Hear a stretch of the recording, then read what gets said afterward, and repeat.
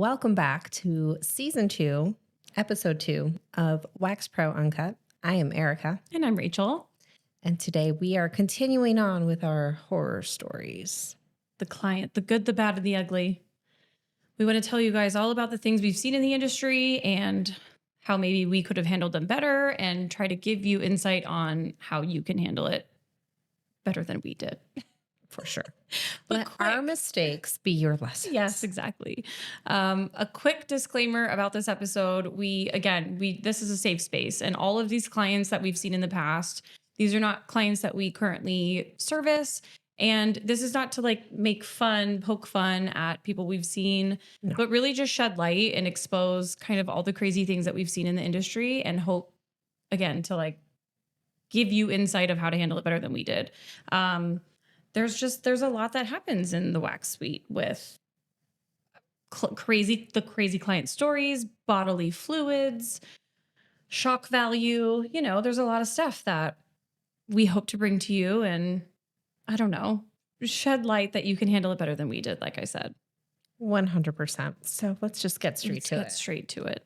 So this first one that we're going to go over is about popping ingrown hairs. I had a client come in. I did a Brazilian. She had some ingrowns and she had said to me, I've been picking at this one spot. I was hoping that you could get the hair out. And, I feel like it's instilled in us when we're in beauty school of a lot of, or at least I did, I guess I can't speak for everybody, but I thought I wanted to go to aesthetic school to do extractions. I just love the Dr. Pimple Popper, the popping, the getting the hair. It's so satisfying. And that grosses some people out. And not everybody has to do extractions. And truly in the time slotted based on how you kind of build your schedule and your timing, you might not have time to do extractions. But on this particular day, I felt like I could handle it and I did it. And so she had this big, gnarly ingrown hair. I remember. It was on the last episode, I was like, I feel like I have PTSD, and I truly do with this one. Sure. It was just red and inflamed, but could clearly see that there was a hair in there. So of course I'm I'm going to get it. It becomes personal. Yeah. I'm getting this hair out. I talk to the hairs. I named the hair. No, I do. I look at it and I'm like, you're mine. You're mine. Your ass is grass, baby. So I go, to kind of start to pop this hair, and it explodes on my face. I get ingrown hair. Your face. Pop juice on my cheek, maybe even my mouth. I'm not really sure. Rachel. I swear to fucking God. And these are the moments where you're I could die. I could just in that die. Moment that I knew I needed to find something else to do. I got the hair though. I got it out. Of course you did. But just gross. It was so gross. And there was actually another one that I had popped a different time, different client. I had my glasses on, thank God. It's a shield, but popped, and it was on my glasses. Remember Lauren Varden's story? Oh yeah. Yes. If you haven't listened to that episode. Oh wait, no, that was a fart. It was a fart, not a pop, but still it happens in the face. And maybe there's value in wearing one of the face guards. I don't know. It might be a good investment. I'm starting to think maybe we should. So here's the thing with ingrown hairs. So our scope of licensure does not cover a lancing. Mm-hmm. Okay. I know we want to. I know we have personally. I've lanced some things in my body. But the key thing is if you can't see the hair and it's not superficial and you can't get it with an extraction method, then you should stay away from it. That's just rule of thumb. You never know what's going to come out of an extraction. It could be just a hair. It could be, a sebum, harder sebum, or it could be, in your case, explosion. So just really, really be careful and use your schooling, your education, what you're comfortable with, what your client's comfortable with. Never do anything like that on a client that you have not had a liability waiver signed on. Super important to cover you. But yeah, you just never know what you're going to get when you go to extract something. And that's not just with waxing. That's even with, facials. I've seen, pimples where I'm like, oh, I could get it. And it's you never know what's underneath. Right. 100%. Well, and I think there's also this gray area where, within our license, we are only licensed to penetrate a certain amount into the skin, right? I should Right. know the exact. And it's like, I think it's actually timing, like it's like 5 seconds of like Well, I extracting. think it was like dermis epidermis situation. Right. And if you're digging with like your needle nose tweezers and you're like digging into their skin, we are not supposed to be doing that. And while there's a lot of times we think that we can, or we think we have time that we should, or whatever, or the client asks you to, If you're it's not just comfortable, it's just best don't do it. practice not to. And you know, not to kind of grow on or layer on top of the story that I just told. I had a client years and years ago who would ask me to like get her or to do extractions and get her ingrowns out. And if I had time, I was like, oh hell yeah, like I love this, sure. But there was one time where I did like on her leg, it's seemingly something Like inner thigh? yeah, like inner thigh, and then she came back the next time and she's like, it's full blown cyst. And this is You not infected me? right. And Yeah. then it was like an accusation of like, what did you do to me last time? Like, look at this spot that you picked at. And I'm like, whoa, whoa, whoa. You asked me to. I was just kind of like going with the flow of the appointment and thought I could get it. Potentially did. I don't remember. But just the accusation of like, I gave you a cyst or I gave you a staph infection or like you needed to go to a dermatologist and have it drained on my account. Like, I should have just said no and that's not part of the service and moved on. So, And you can say no. yeah, 100%. So, okay, this next topic is both lighthearted and not, but we want to talk about things that you might see on the body and not drawing attention to it, but handling it very tactfully. So you'll have clients come in that are maybe a little bit on the freaky side. A little kinky. A little kinky. You see like bruises, bites, rough sexual encounter type situations. Little marks. I don't know. Like, were you whipped recently? Right. I don't know. Are you There's okay? something. But not, you know, calling it out and saying like, oh my gosh, Stacy, you have a bite mark Freak? No, on never. your inner thigh. But you know, we see these things and again, it could be the shock value of like, oh my gosh. Okay, but you're not going to bring it up unless they do, or they might. I mean, and I have clients been like, "Oh, easy on my inner thigh. Sorry, Sorry, new David man. went crazy." Right. I'm like, okay. But then there's clients where you see, you know, certain things that aren't fun and kinky and could potentially open up this can of worms of abuse. And so it's a very delicate line to kind of try to navigate. We want to be a safe space for our clients if they are willing to talk about it or be a resource for them to help them with it. But you're never going to call out any sort of mark on somebody's body Or assume. because it very well could be fun or it could be quite the opposite. So, Right.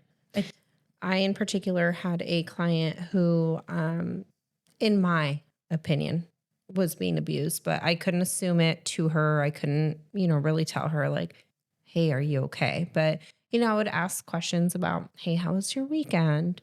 How are things going with so-and-so, her boyfriend's name? But there was a client where I believed she was being abused. She had like thumb size, like bruise marks, like all hand- over her legs, her arms, like she had been grabbed type of thing. And again, that might be their kink. They might be like totally consenting to it, but I can't assume. But there was one particular day where, frankly, I thought she was maybe under the influence and she was very apprehensive. She's telling me her boyfriend's waiting for her in the car outside of the salon. And she was like anxious and just like, oh, can you like hurry up? Like he's going to get mad that it's taking so long. And that was kind of like my first prompt. And so, you know, I remember with her, I was like, hey, you know, if there's anything you need to let me know, just you could write it down at the front desk. And I just left it like that. I said, you could just let me know at the front desk. If you need to let me know anything, you could write it on the little tip envelope. And she did not. But I wanted to make sure she felt safe and knew that there was a channel of communication. I never saw her again. Yeah. But I certainly thought something was a little bit off. So it's a very sensitive subject. I, in particular, am very protective against, you know, women who have undergone domestic abuse. I've had a lot of female employees, several that have undergone domestic violence situations. Not saying men cannot, because obviously anyone could be a victim of domestic abuse. But I say that because, again, we are seeing their naked, vulnerable bodies.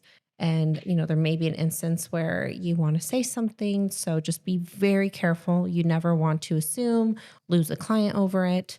But I just think, as like a human, as a woman, to open that line of communication and know that they have the opportunity to let you know if something's off. 100%. Yeah. Yeah. Again, just this level of trust that we build with our clients and hope that we can be a safe space that they can talk to us. So, Yeah, absolutely.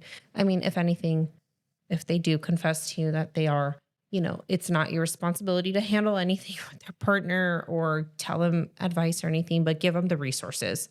And always kind of going back to like what we were talking about. I'm not a doctor. I'm not a medical professional. Irritation, very blanket terms. Let them know, like, here are your resources. I'm not assuming. I don't want to get involved, but I care about you as a human. And here's some resources. Or would you like me to call authorities for you? right. And honestly, that's happened to me several times with employees more than clients, but it's a very real thing when you're dealing with, again, sexual health, kinks, perhaps. And there's definitely it's a gray area there sometimes with your clients. So just use your best judgment. Right. 100%. Yeah. Well, to segue now into something a little more lighthearted, I have a story of when I dropped wax into a client's hair, which I think is like Everyone top- does it. Oh Everyone my does God. it. But like top one time at 5, least. maybe worst case scenario. Like I have fever dreams about it still. It was like the beginning of my journey as a waxer, very early on in my career. It was someone that I saw, I loved. Thank God she loved me as well. She really did. I saw her every week for her eyebrows.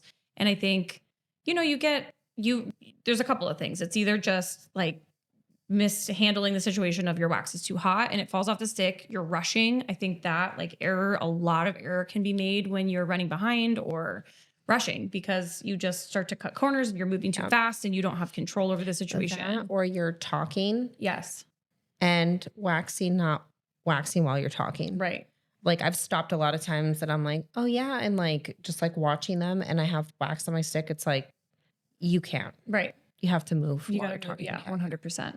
So I go to like lay this top strip over her top eyebrow and I can see it just dropped right off the stick into like this front portion of her hair, like a huge blob of wax sitting there.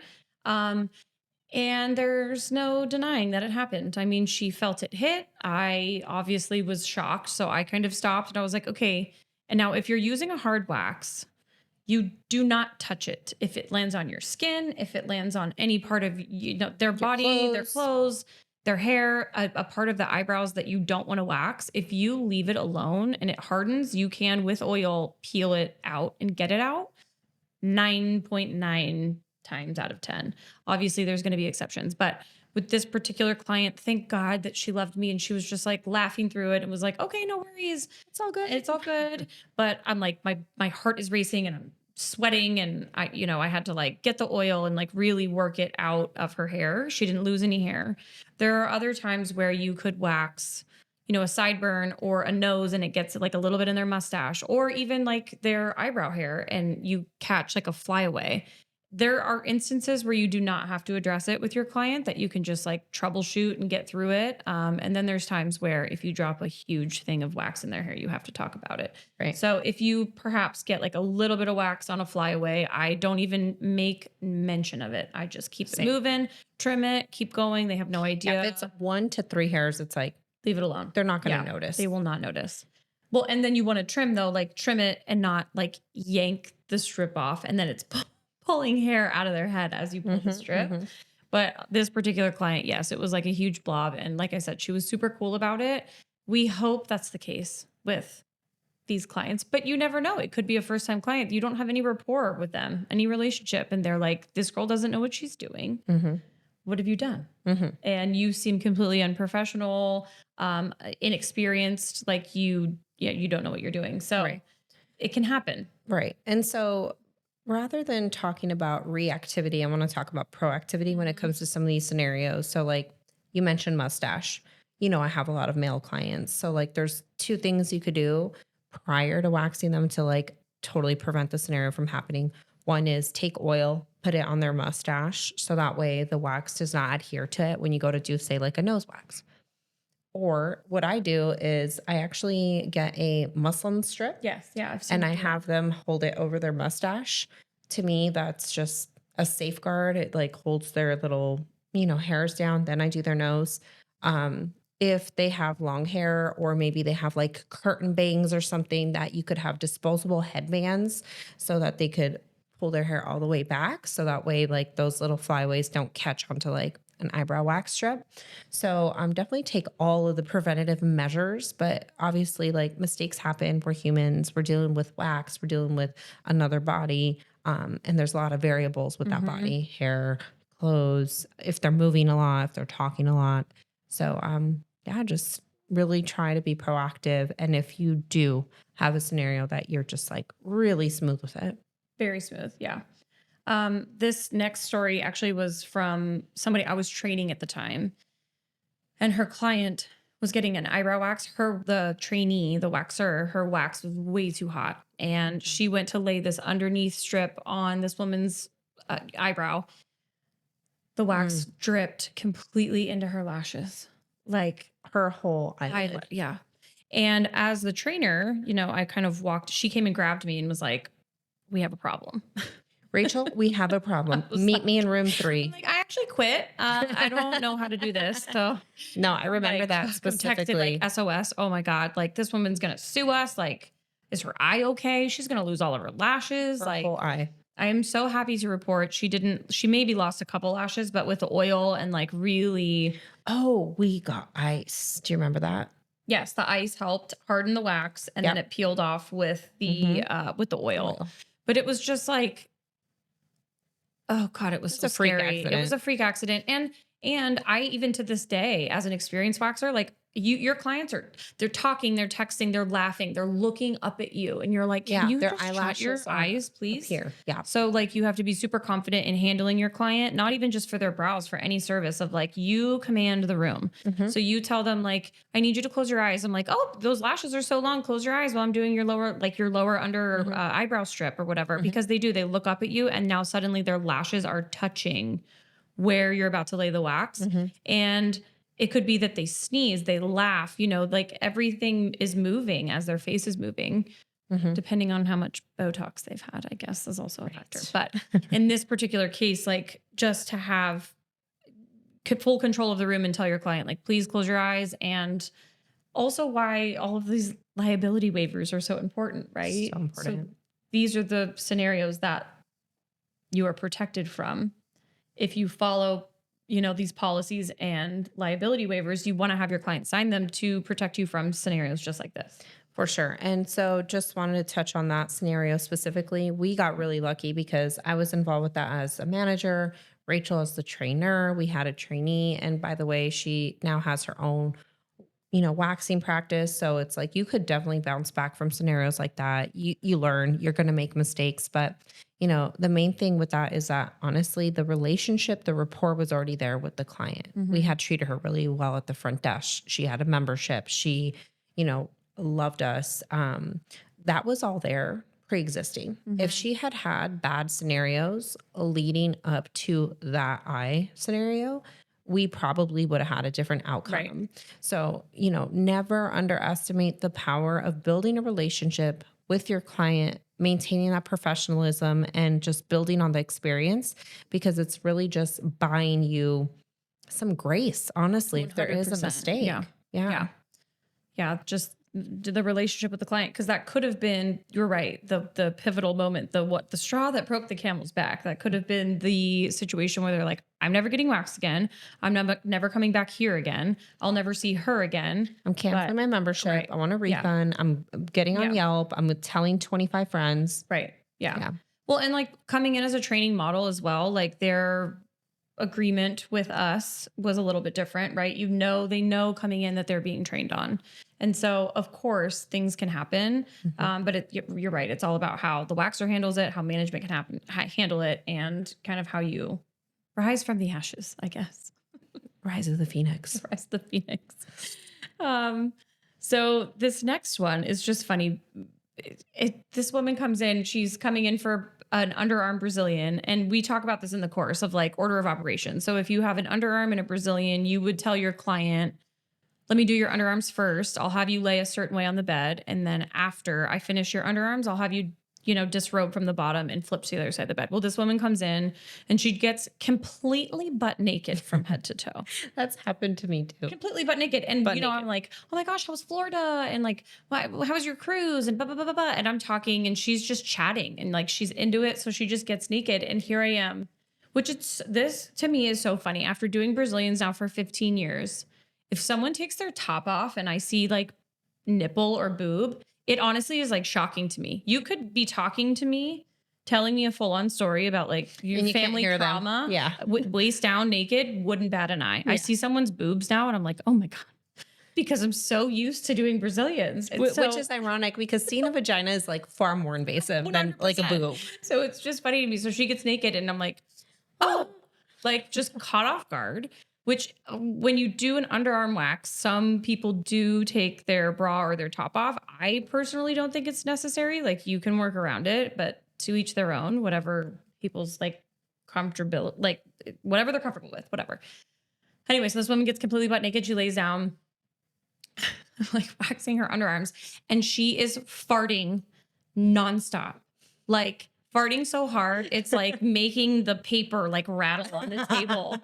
And, like farts are funny. They are funny. But when you're in an enclosed room, we're like, are we not going to talk about that? We're just like standing in your stink. Right. Now. Right. Turn the music up, baby. Yeah. She's just like farting. And then every time she would fart, she would laugh and it would make her fart more. And I'm like, oh my God, I haven't even gotten to the Brazilian yet. Like, God, this is just crazy. But like flip her to the other side of the bed. She's naked. And at no point do we address the fact that she's butt naked. Right. So when I do the underarm for this particular client, when I'm flipping her and I'm like, you're welcome to put your top back on. So like if you're doing underarm, they take their shirt off. Before they take their pants off, I say like, you can throw your shirt back on if you'd be more comfortable. And some people are like, no, I'm about to sweat. I'm fine. So you'll just like follow the flow of your client and whatever, they want to do, but give them the option to kind of like put clothes back on as they remove others. Right. But I just thought that was so funny. Just the like laughing, farting. But like you will see farts, like farts happen a lot. Again, it's this motion when you hug your knees to your chest. It's like, it pushes pressure on areas that, I also think it's just like a nervous response. 100%. 100%. I didn't necessarily have a farting story, but I had a client who honestly would probably consent to like telling the story on his own because it's hilarious. But I was doing his butt strip and it had been a while. So the hair was longer. And so he was like super like self-conscious. He's like, oh, it's gonna hurt. Oh my gosh. And he was like gripping and bracing. And so I finally, you have to commit to the strip. You 100%. can't, I was like, and his shock was like, he starts laughing. Then he farts. No. Oh, better. Hysterically laughing where I can't even hear him. He's like, the silent laugh. Right. And I look down and I just see his little butt cheeks bouncing.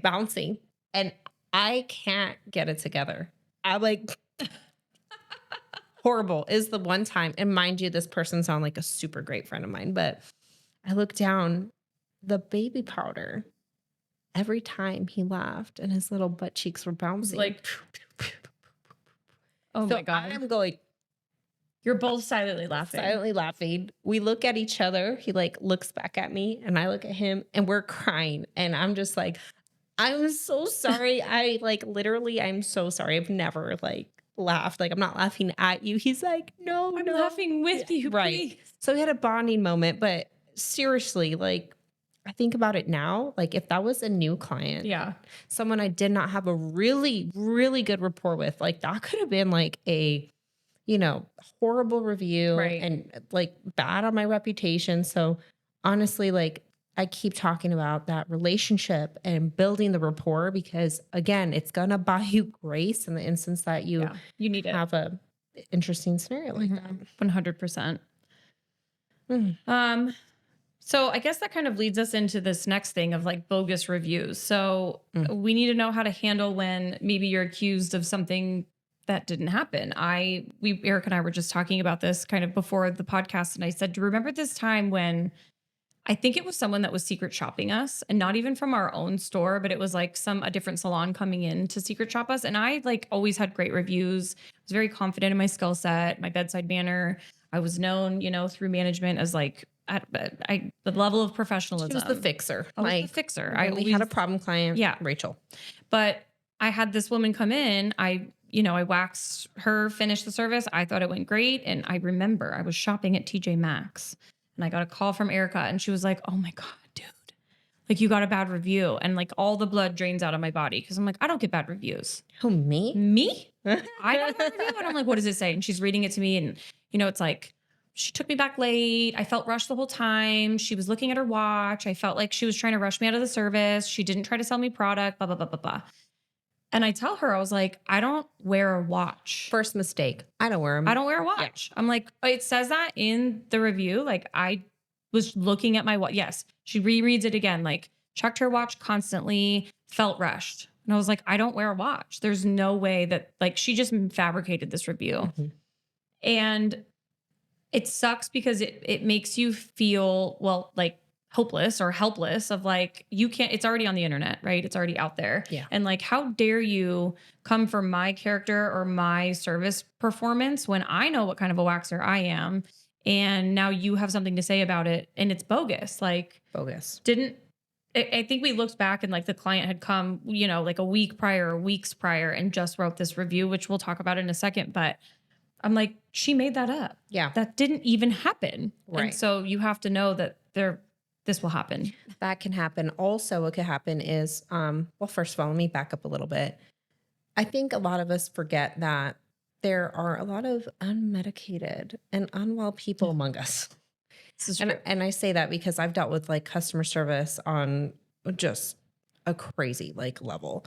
And I just realized sometimes people are just unhappy with themselves. Totally. And I coach so many girls in my career. I'm like, this is not personal. This person has a obviously pretty rough life where all it takes is a wax with 4 hairs left behind and they're going to go on Yelp, right? So I feel bad, honestly, for some people that's all it takes. Mm-hmm. So just remember that because someone says something about you online, whether it's Facebook, Google, Yelp, whatever, that it's not necessarily true. And that there are, unfortunately, vindictive people or people who don't know how to communicate, formally, report a complaint, and competitors. I've had competitors do that to salons that I've owned or managed. Also, just like sometimes people don't like you. Like that's happened to me several times being a manager and having to enforce policies. I had a client literally get on the Better Business Bureau, like name drop me first and last name and say, she was all these horrible things because I was upholding a policy about her being late and we couldn't see her. Right. So you cannot take these things personal. People are allowed to say what they want to say, but what you can do is take action. The action you could take is if you know it's a competitor or a bogus account. And the way you could really tell is like if they only have one review and they have a stupid name like, Watermelon Delight. Like, okay, really? Like not the Watermelon Delight. Not the Watermelon Delight. But, there's just some signs that it's a bogus account. So you can actually dispute those with most review platforms. So do your due diligence of getting those reviews off your account if it's absolutely a scenario where you're like, that's not how it went down. It might be a competitor, whatever the scenario is. So do your part as a business owner to get those off. Yeah, 100%. Yeah. And that kind of leads into the next thing we want to talk about of people complaining after too long. So like we've both experienced this in management and on the waxer side of like, I waxed your eyebrows 4 weeks ago. And then 3 weeks later, right before your next appointment, you're calling and you want to talk to management that you really hated your eyebrows last time, or that I lifted you 3 weeks ago, or I burned you 3 weeks ago, or you were completely unhappy with your shape 3 weeks ago. Like your time frame of allowance to be unhappy has passed, and now you're looking for a free service. And so it's much easier, obviously, when we were working for a corporation that we had a front desk management that can handle that. But this could very well happen to you as a service provider working independently by yourself, that you'll have someone come with complaints and you're like, show me your receipts. Mhm. Like, you were really this unhappy. This is the first time hearing of it. This is crazy because these aren't missed hairs now. This is regrowth. Mhm. And this isn't that you hated your eyebrows. This is you want a free service. Right. And lifting or irritation, it's going to happen like Immediately. You would know that before you leave the building. Yeah, lifting within like seconds of the wax removal, but irritation 24 hours, right? Yeah. But also there's a difference of like an antihistamine reaction Totally. versus a reaction. So this is why you have to be a licensed professional to be a waxer. You know, you have to understand how the skin reacts and how to, tell contraindications, communicate with your clients about said contraindications, educate them on what's normal, what's not normal, regrowth versus not. But the main thing with this, honestly, is if you are not explicitly clear with your client on how to file a complaint or express dissatisfaction, that they're going to just go online, because that's what the culture we're in. It's just like online. Let me hurt hurt screen. that online. Yeah, 100%. Right. So we recommend, and our policy in our curriculum recommends that you are just explicitly clear that if it's within 24 hours, to make sure you take a photo, a date stamp photo, and that you communicate with us and give us the opportunity to either advise you, correct it, etc. Right. And it's okay to be vulnerable and tell someone like, hey, look, I'm an independent business owner. Every review matters to me. If for some reason you're not happy, Please reach out. Anything happens after, please reach out. I will make it right with you. And sometimes that's all it takes is keeping it real with them. Yeah.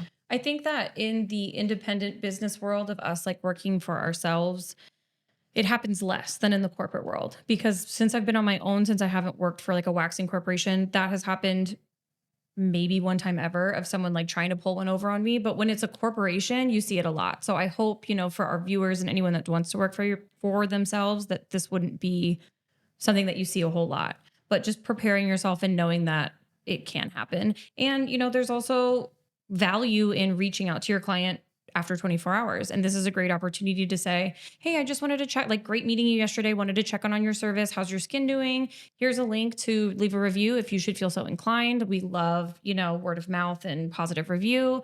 Let me know if there's anything I can do for you, or if your skin is irritated in any way, whatever your, spiel is. But that gives them this opportunity or this window to say like, you know what, my eyebrows are actually a little bit thinner than I was hoping, or there is a little bit of hair left behind. And you would be like, please come back in for a touch up. Oh my gosh, I'm so glad you told me. But waiting past this window that's unreasonable is crazy. And you also can't do much at that point, No. Yeah. So like, unless you like nip it in the bud, like right away, it's kind of like, oh, well, I don't know what to tell you. Sorry. All right, let's do one more and then we'll kind of wrap this episode up. There have been instances that even as a super confident waxer, both Erica and I, sometimes you take too much hair. And this could be on the eyebrow, like you take too much on, really, truly, it's the eyebrow. Yeah. It could be eyebrow, or it could be bikini, in that they wanted to leave a strip and you forget to like confirm about the landing strip, or you make their strip smaller. Because otherwise, right, like we're trying to remove all the hair. But eyebrows are really tricky, and they require a huge amount of client interaction and consultation. And with the like Brazilian and landing strip too, of just like really touching base with your client of what their expectations are and what you are going to provide as the service provider. We were just talking about like, okay, what do you do? Like, you wax someone's top of their eyebrow and I know, like, oh God, got too close, or like I took those crucial peak hairs like on their arch, or I made their tail too short. It has happened in my 15 years. It's probably, maybe 5 times, but those are 5 times too many. And like, again, we talk about rushing, being in a hurry, like talking, all the things that are distracting, and you can just get carried away. So of recognizing when you are at fault and letting your client know, like, I took a little bit too much off the top. Please don't panic. Or waxing them in a way and having the conversation of like, not ignoring it or like hoping that they don't notice, but your banter and your relationship with your client all kind of comes into play when you have to handle these situations. Right. So I was just flashing back as you're talking. I'm like, so many scenarios in my head. So, okay, number one, I always go back to being preventative. So with eyebrows, sometimes what happens is like, I mean, it could be one hair that's bridging a part of the brow. Seriously. So if you're like, should I take this hair? Should I not? You could literally put a mirror in their face and say, okay, so here's my thoughts. Let's get on the same page. Literally use your stick and be like, you see this hair here? Pull it down. Like, do you want me to like leave this it? with or without? Yeah. Do you want me to leave it or do you want me to keep it? If I keep it, this is what it looks like. If I take it off, here's what it looks like. Right? Because sometimes I think that's where it comes from. Removing too much hair is like we think that one hair, we'll just take it. And you're like, Never mind. Uh-oh. Made a grave mistake. Right. Or they're like, oh, well, what about these hairs? And you're like, okay, look, again, mirror, show them with your stick. If I take them off, your eyebrow is going to look more round. Those hairs look a little weird because they're shorter, but in about 3 to 4 weeks, they're going to be grown out and it's going to create that straight line right there. So I'm happy to take them, but I want you to look. I'm covering the hairs round, take them off, flatter. What do you prefer? think? Yeah, like for sure. Leave it in their hands. Right. So consulting. Also, preventative measures is trimming the eyebrows first. Yeah. A lot of times the few times that I've taken too much, it's because maybe the hairs were a little bit long, like growing up. And so you lay the strip up here. Then you take those hair. Yeah. You're like, right? Takes them off. So everything's about being proactive, communicating with your Communication, 100%. Get on the same page and have that rapport. I keep talking about it, but it goes such a long way. 100%. Great. Awesome. Well, that concludes episode 2, season 2. Thanks for joining us. Thank you.